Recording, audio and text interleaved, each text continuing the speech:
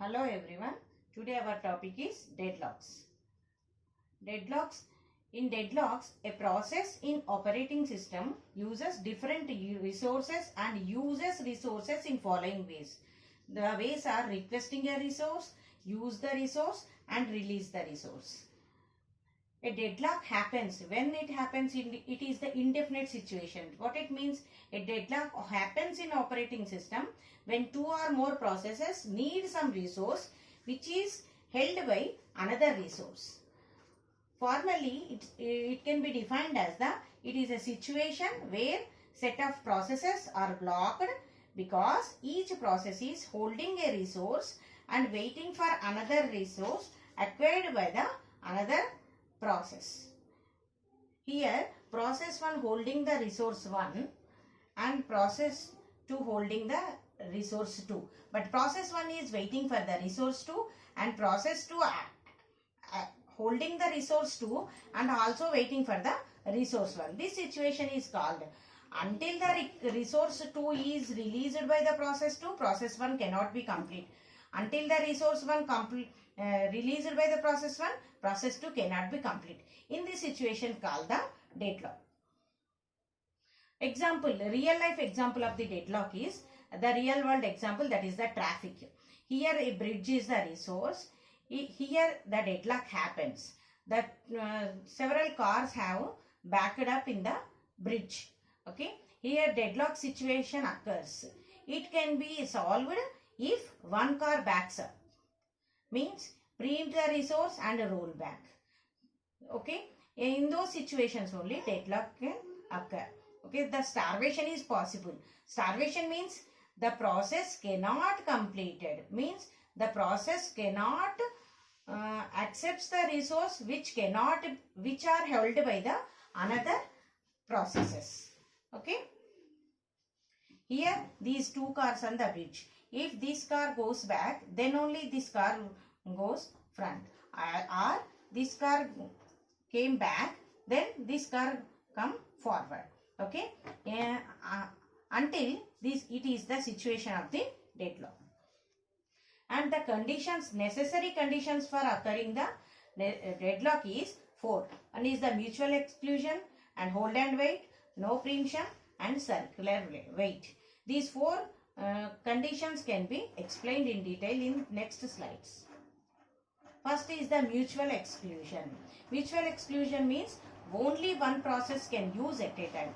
Process 1 holding the resource 1. Only this is called the mutual exclusion. There should be a resource that can only be held by one processor. In these situations, there cannot be occur the deadlock. Okay, resources are shared such as in those type of read-only files do not lead to deadlocks. Means read-only files cannot be accepted by another files. So, for example, the resources such as printers, tape drives requires exclusive access by a single process. These are the mutual exclusion. And next is the hold and wait. Hold and wait means in this a process is holding at least one resource and waiting for the another resource. For example, here we see process 1 is allocated the resource 1 is held by the process 1 and process 2 holding the resource 2 and resource 3 which are allocated, and again the process 2 is waiting for the resource 1 but which is held by the process 1.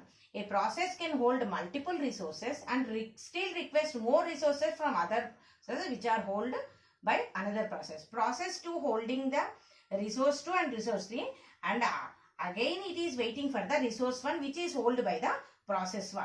Okay, this is called the hold and wait. It holds these two resources and again it is waiting for the resource 1 which is held by the process 1. Okay, this is called the hold and wait. And next is the third, that is the no preemption. A resource cannot be preempted for a process by force. Preempting means leaving. Okay, a resource cannot be taken from a process unless the process releases that resource.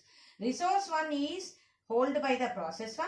Resource 2 is held by the process 2. Okay, process 1 is holding the resource 1.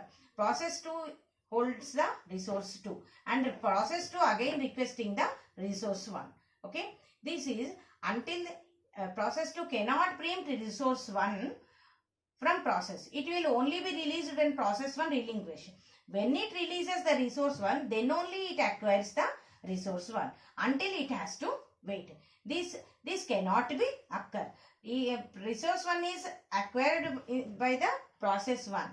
Until it completes its process, it cannot releases this process. This is called the no preemption. And another is the circular wait.